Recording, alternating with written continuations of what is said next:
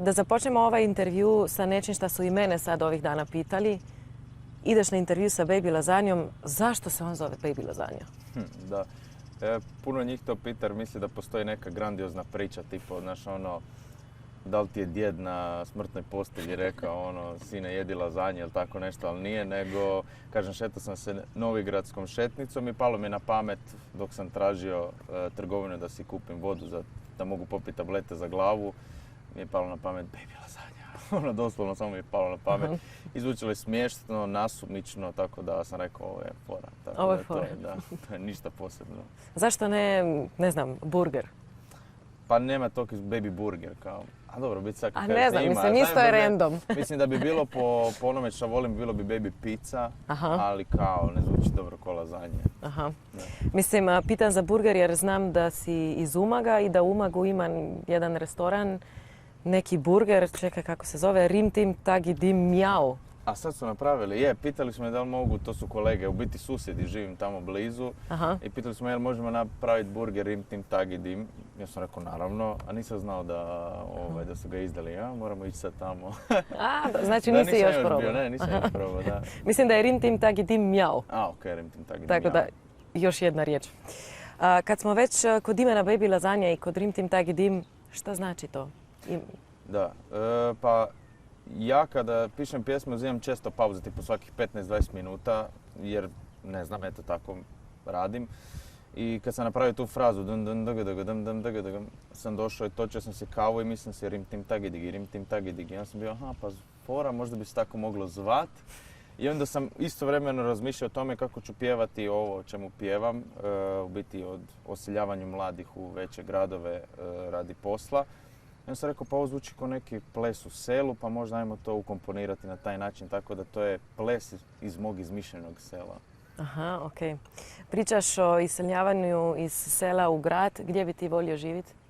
Pa ako bi morao izaći iz Istre, prvo na pameti je definitivno Ljubljana i to ne kažem zato što ste vi iz Slovenije, već zato što sam ja studirao u Ljubljani i meni je dalje ta Ljubljana ostala u tako lijepom sjećanju i mislim da je predivan grad i predivni ljudi, tako da meni je divno tamo, baš u Ljubljani. Jesi naučio išta slovenskog? Dobar dan, lahko prosim en kebab, ja za sabo. I to je to. Dobro, i to je važno. Sad kad ste pričali ovako sam skužio sve što ste rekli, ne bih mogao ponoviti, ali razumijem. Dobro, važno je da znaš reći kebab za sabo. Da. Ti si se sada vratio iz Londona i prije si bio u Madridu na tim pre-party što su prije Eurovizije. Kako je bilo? Kako su bili ti nastupi? Kakva je bila publika? Pa kad smo krenuli sa idejom o pre-partima, ja sam jedini u timu bio jako skeptičan prema svemu tome iz razloga što sam mislio da će odlasci na pre-party oduzeti puno od samih proba i pripremanja za Euroviziju koja je najvažnija u cijelom ovom kontekstu, ajmo reći. Ali na kraju dana, dok smo bili na tim pre-partijima, sam shvatio, pa čekaj malo, pa ovo je priprema, nastupam, putujem, živciram se i tako da to je to. To je, napet sam, puno čekam, tako da mislim da će to biti ko male Eurovizije. Bilo je fantastično i bilo je dosta lagano nastupati zato što je publika znala, evo stvarno ja sam ostao iznenađen, od riječi do riječi, sve verseve, sve i baš lagano je nastupat kad publika podržava u potpunosti to što radiš. A van publike, van nastupa zna biti naporno, naravno putovanja, aerodromi, organizacije, naša među nama prijateljima ovako lošija organizacija gdje zaboravimo promijeniti pare pa niko nema na kartici i onda se moramo snalaziti za hranu i tako, ali sve je to dio priče. I to je izazov. Da. Koliko sam pratila tvoj intervju, djeluješ jako skromno, ponekad i povučeno. Je li istina, jesam dobro primijetila? Pa je, mislim, malo mi uvijek neugodno i moram se truditi, ali nije ništa to sad posebno sada da. Mislim, teško mi je recimo kad sam povučeni, meni je teško se upoznavati sa drugim predstavnicima tamo na pre-partijima, pa mi je bet samo doći reći čao, ja sam Marko, ko si ti, Bojli kao čao, tako da čekam da mi oni priđu, ali da, jesam, da. A kako je sa nastupima? S nastupima, pa uvijek kada idem pred pozornicu, kad čujem kako me najavljuju, uvijek mislim da će se onda svijestiti, ono, baš mi je srce dum, dum, dum, dum, dum. I onda samo kad dođem na pozornicu, iste sekunde kad krene pjesma, nestane, doslovno nestane strah uopće, ono 0 bodova, ko da niš nije bilo. Tako da ne znam šta se tu dogodi, volim reći da preuzme Baby Lasagna kontrolu, a Marko ostane iza pozornice, kako god da to zvučalo, ali tako je, ajmo reći. A dobro, i dosta pjevača ima taj neki alter ego. Pa to, da. Pa to je to onda. Ja isto mislim da da. Kao njemu tamo na pozornici ne možeš ništa, on je toliko samouvjeren, hoda ovako. A i onda kad si na pozornici... A Marko pričeka. Da. Kako se nosiš sa svim tom pažnjom? Sad smo vidjeli da su te i zamolili za selfie i to. Pa čudno je, još uvijek imam osjećaj kao da živim tuđi život, kao da ovo nije moj život i da će svaki čas ću se vratiti, sve će biti normalno kako je bilo prije 3-4 mjeseca, ali još se to nije dogodilo, ali počinjem se sve više navikavati, naravno, kao što se na sve se čovjek navikne. Ali ne smeta mi u globalu i dalje se vozim tramvajem, sad sam tu hodao do ovdje pola sata, ono, nije da se želim skrivati ni ništa, tako da ugodno je, it's fine. Nekad je ono, znaš, malo imaš lošiji dan pa se moraš smiješiti, a teško ti se smiješiti, ali ono, nije to sad ništa, ljudi rade puno teže stvari od toga. A kako si sa komentarima, da li ih čitaš na internetu? Ne, ima? Ne čitaš. Povrijedili bi me 100%. Pa to me zanima. Da, ne čitam zato što znam da bi pecno me ono, mislim da kogod kaže da ih ne pecne, da ili lažu ili stvarno mislim svaka čast ako je tako, ali na mojoj osobnoj razini mene to ono, pecne me pa onda ne čitam. Kao nije da gubim sam zbog toga, ali ne treba mi, ono, stresira me dovoljno moj kreš, ono, ne treba mi još neko. Koliko ja znam, ti si bio na hrvatskom izboru za Eurosong, prvo si bio rezerva. Da. Znači, bio sam rezerva, nisam odmah upao na glavnu listu. I onda nakon tipa mjesec dana prije Dore, ako se ne varam, ne znam datume i vremenski period, zvali su me, neko je odustao, jesi spreman za Doru, biš došao? Sam rekao da, može, i to je bilo to.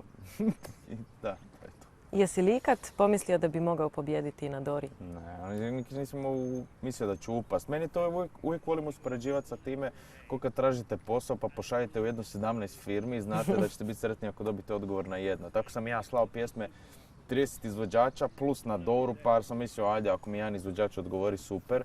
I onda kad sam upao ko rezerva na Doru, mene to tako, ono, strah me opravo, ne mogu vjerovati. Ja sam mislio, ali dobro, ko ikad odustao, ono, Dore, šta sad zaboravi, idemo dalje. I onda su me zvali, tako da nikad, ni da ću upast, kamo da ću pobijediti.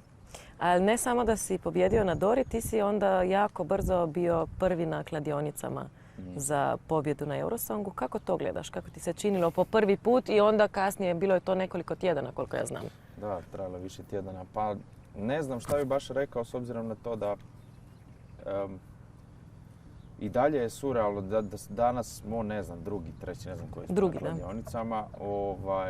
To i dalje, ne znam šta bih rekao, mislim sretan sam i čudno mi je to da je toliko publika prihvatila, što ne znači da ne vjerujem u svoju glazbu, vjerujem, samo nisam znao da će se toliko ljudi povezati s njom i da će mi biti toliko draga i da će ona ostavljati ovakav utisak kakav ostavlja, tako da i dalje nevjerojatno.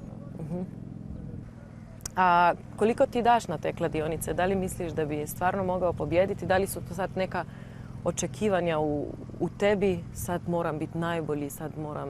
Da li ti je teže doći sad na Eurosong?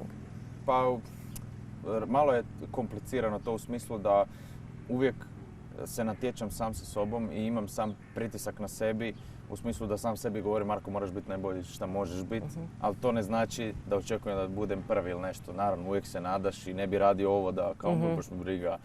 Tako da nije nužno taj neki pritisak s vanjske strane, ali natječem se i shvaćam to kao nešto kompetitivno, ali sama pobjeda nije onaj finalni rezultat koji ja želim ostvariti. Meni je cilj u svemu ovome sagraditi karijeru i iskoristiti ovu priliku da se povežem sa što više ljudi, da mogu svoju glazbu predstaviti u široj publici. Rekao si prije nego što smo počeli snimati da si upoznao i Bojana iz našeg Joker Outa. Jesi li ga pitao za savjet jer Joker Out su stvarno napravili karijeru i izvan Slovenije? Da, ja sam se upoznao sa Bojanom i prije nego što sam se upoznao sa njime. Puno ljudi koji surađuju s Bojanom i sada sa mnom su mi govorili moraš ići na sve pre-partije, vidiš kako su oni išli, uspjeli su kasnije, što je, kao što sam rekao, znači njihov rezultat na Eurosongu, oni su pojeli neke druge izvođače koji su bili tamo u top 10. Joker Out sada ima turneje, ono nevjerojatno, znači svaka čast.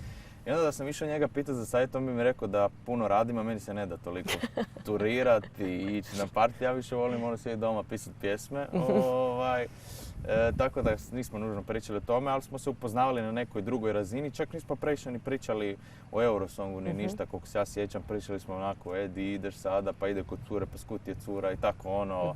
Ja sam pričao o svojoj, tako da najmanje smo biti pričali o Eurosongu.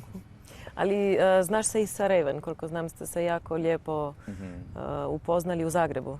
Da, upoznali smo se u Zagrebu, tu je bilo još ono teško, znaš ono, čao, ja sam Marko, čao, ja sam Sara, bla, bla, ovako upoznavanje. A sad smo se vidjeli u Londonu, ja sam bio Edi Sara šta ima. Tako je bilo jedan, sa svim izvođačima smo onako, kao imaš tu neku pristojnost jer se ne poznaš pa ono hej, čao, sad je di si kao, tako je više, barem s moje strane, ja mislim da i s njene onako isto bila, Marko šta ima, kao i onda smo snimili neki video, tako. Koji je tvoj favorit ovogodišnjeg Eurosonga? Pa što se tiče same pjesme, uvijek se sada govorim Srbija, i Slovenija i Italija. Znači sad to zazvuči kao da sam kao samo podržavamo susjede, ali nama je koliko Italija nam je dala 0 bodova, tako da nemam razloga da podržavamo. Ali simpatična mi je pjesma. Što se tiče Raven, znači ja sam darker u duši i sve, onda sve to njeno je povezano uskogrudno s time. I sound design na toj pjesmi je meni, kad čujemo to oko film zvuči.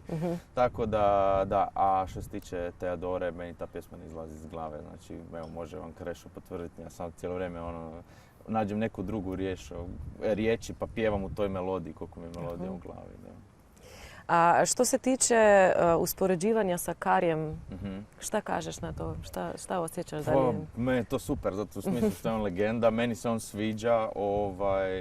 I znam da isto razmišlja kao ja, uvijek sam se malo bojao i onda kad su mi rekli Kari je reagirao na pjesmu sam bio ok, nadam se da je reagirao kao što bi ja reagirao i je, na kraju ispod car napisao je šta je nešto kao same vibe but not the same song, Love This Croatian Song, tako da ne smetaju mi usporedbe, to mi je ok. Imamo na kraju dana sličnu muziku, on voli Rammstein, ja sam ovdje u Hrvatskoj poznat po tome koliko volim Rammstein.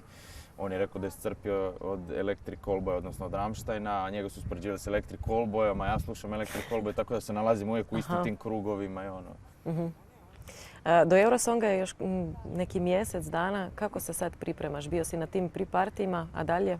Pa evo idemo na još jedan pre-party. I ništa, od sada počinju intenzivne probe sa plesačima, moje vokalne probe da budemo što bolji što možemo što se tiče vokal performansa, tako da u biti sada smanjuje se ta neka strana prisutnosti u medijima i povećava se zatvoreni u sobu i vježbamo. Hoćeš li ikako promijeniti nastup ili će biti sve isto, možda, ne znam, koreografija, odjeća? Pa, biće, kako je rekao Karija, isti vibe, ali drugačije. Imat ćemo puno više efekata vatre, oslanit ćemo se na to. Što se tiče koreografije, sada smo uzeli pomoć da svugdje što smo radili, da radimo isto, da se usavršimo i da nam neko pokaže naše nedostatke i kako ih možemo poboljšati. Tako da, bit će isto, but not really. Same but different. Yeah. A nakon Eurovizije, kakav je plan? Pa počeli smo bukirati koncerte, tako da želimo odraditi ljeto što god možemo više. I nadamo se nekoj karijeri sad kako će ona izgledati. Da li ću ja nakon tih koncerata biti ok, ovo nije za mene, ja idem nazad u sobu i pisati pjesme za druge, ili ću biti pa ovo je zabavno, to ćemo još vidjeti. Ali za sad idemo odrađivati koncerte. Baš sam htjela pitati da li si jedan onih izvođača koji će, ja mislim da sad ni ne zna što, ići na Eurosong i reći idem opet za 2-3 godine. Ili je to once in a lifetime opportunity? Ne znam, ne bih volio reći nešto i onda da bude drugačije. Kao sada si volim zamišljati da je once in a lifetime, ali ne želim to reći jer ko zna, možda mi bude baš zabavno i tamo ću ići opet. Ne znam. Okay. Marko, ništa, sretno na Eurosongu, gledamo te i hvala puno. Nadamo se da se vidimo u Zagrebu. Ja, i u Ljubljani. I u Ljubljani.